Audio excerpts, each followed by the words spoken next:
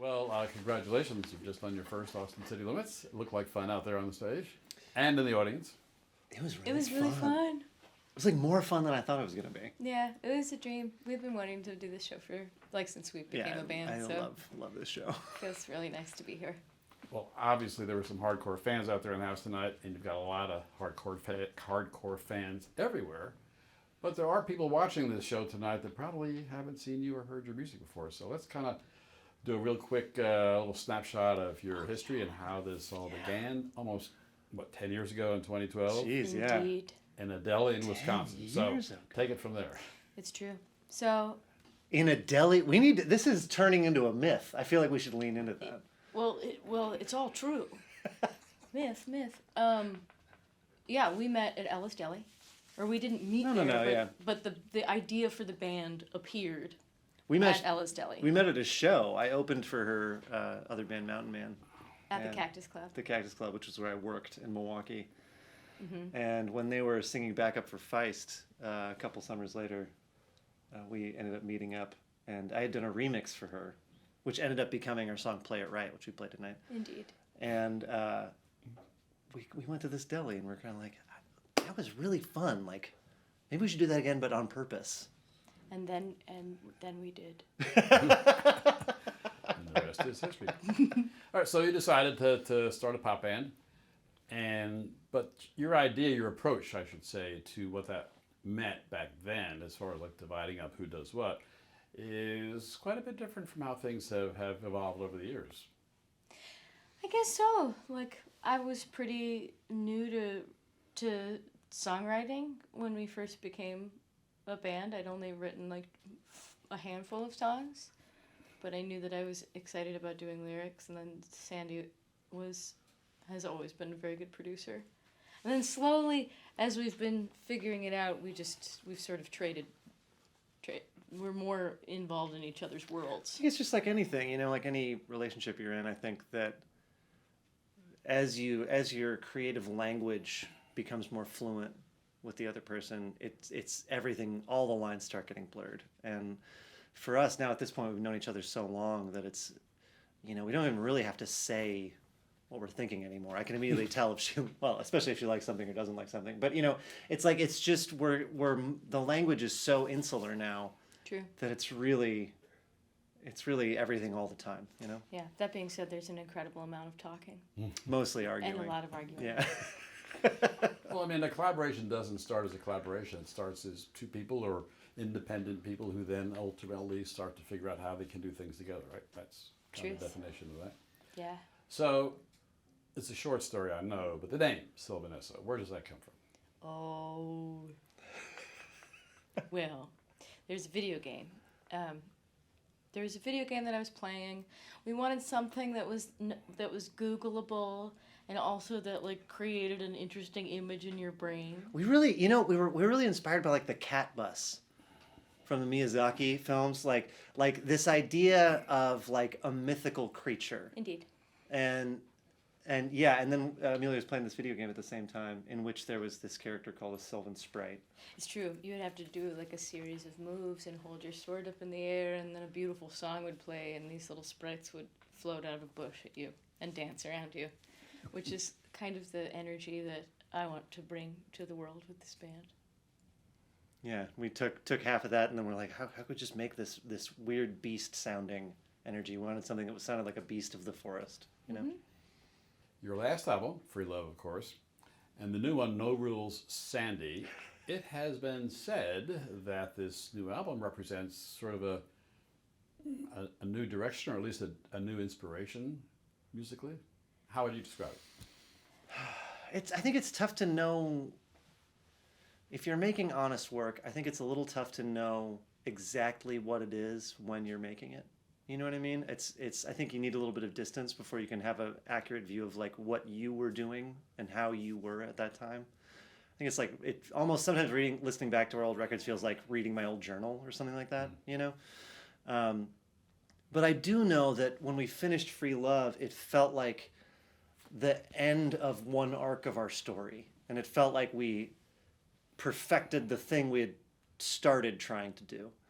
And with this one, it really everything felt new and cathartic and different and fast and like it felt like this wave of catharsis in a different way. It was all very quick and raw, and there wasn't a lot of second guessing, and it just felt like a totally different process. Yeah, exactly. We had like learned how to make songs together, and when we sat down to begin making No Rules Sandy, we actually like threw out the rule book. We're just like, you know what? We're just gonna make it, and we're not gonna think about it too much. We're just gonna like really shoot from the hip and do the thing. And so I think it really led to some of the most like kind of vulnerable and like slightly embarrassing songs, which I think is a good sign. Usually for me, like if I'm a little like nervous about showing it to people, it means that it's coming from the right place. So you write everything together, all your songs you write together as a collaboration. But you've said that at the heart of it all is a fun argument. Yeah. That goes into the making of these songs. Most people think when they think of arguing, they don't necessarily think of it as being fun. So what do you mean by that? Oh, I love arguing. I think it's one of the most important forms of communication. Yeah. In order to figure out like what, or at least for me, I kind of have to say everything to figure out what I actually feel. And because of that, we realized that the way that we can make work that we're both excited about, we can't be tolerating each other during it. Like we can't tolerate someone's like kind of half-assed idea and be like, yeah, sure, that's a good idea. Like we can't. We like either need to be convinced or we have to fight about it until the other person believes in the reason for doing the idea as much as the other. And the best part is those things happen all the time. So like we each convince the other one of something all the time, and we're each proven wrong all the time. So it's kind of this nice, it's like what a collaboration should be. You're like learning about yourself through the other person and learning about them, but also it's this check and balance on your own impulses through that lens of that other person. You know, it kind of, I think for each of us, it forces us to bring our best game every time we sit down together. Yeah. It's less of a cocktail and more of like a tug of war. Right? I love it. It does sound like fun. So do you think your pop songs, if we want to call them that or put any sort of label on them, are too weird for radio? Yeah, well, so far, yeah. Well, the proof is in the pudding thus far. Yeah. Okay, well, but who knows why that is? But I mean, you really have, in a certain way, made or kept electronic music on a real human level, basic level that people can relate to beyond just the dancing and the rhythms and all that sort of thing. So I don't know. It seems like people would love to hear that on the radio. I'm sure you would agree. I mean, Well, yeah, one day. I think that's the dream, but I think that it would have to.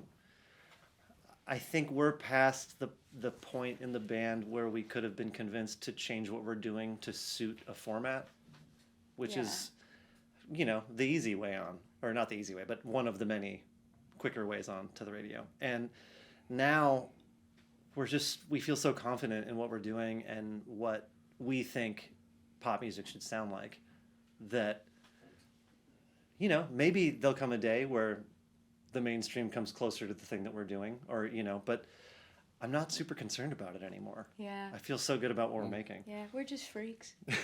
Well, there are a lot of other people out there too who think the same way. I want to ask about two other things. One is Betty's Studio in Chapel Hill, Yeah. and then Psychic Hotline.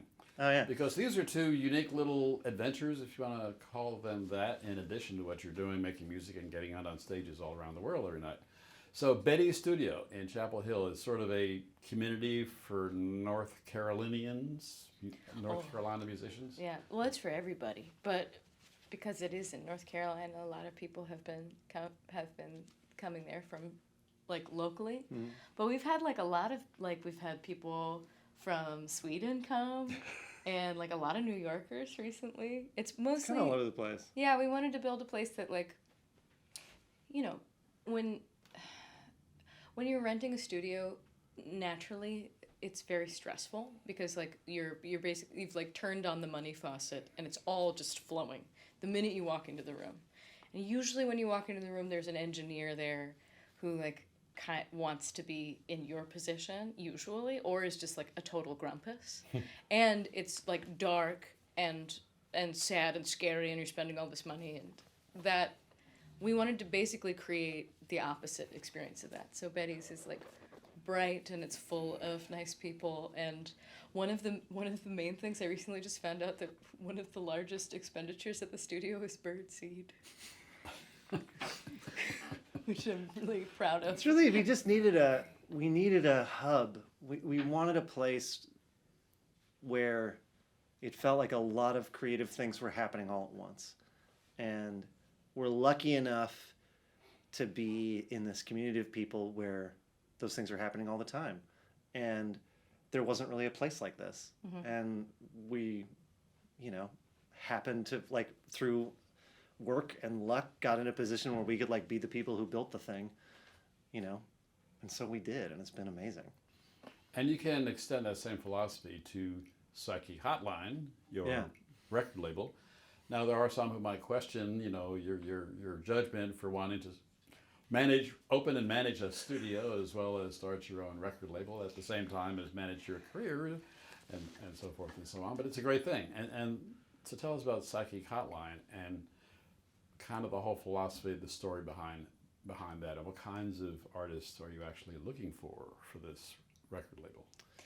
Right now, the main thing that we're doing, or the thing that I'm most proud of, is a single series that we're putting out, which is just kind of one-off collaborations with musicians who, like, people go into the studio all the time with just random friends or people that they've met. They're, like, set up on a blind date, and they create songs that don't really have a home.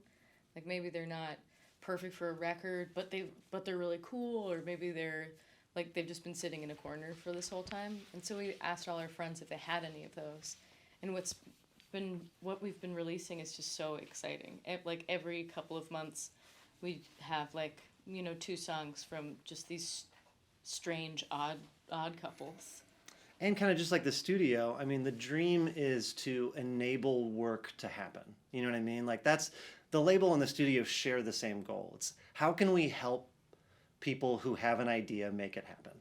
Like, how can we, there's so many barriers and gates these days to, like, get from point A to point B in that way. And it's like, if we can be the people who are in a position to, like, set up this vertically integrated thing where it's like enables them to do what they want to do. I mean, that's the dream. And the best part about this whole thing has been, like, since we've been putting out the single series and these records, now that has now generating material. Like people are thinking about that.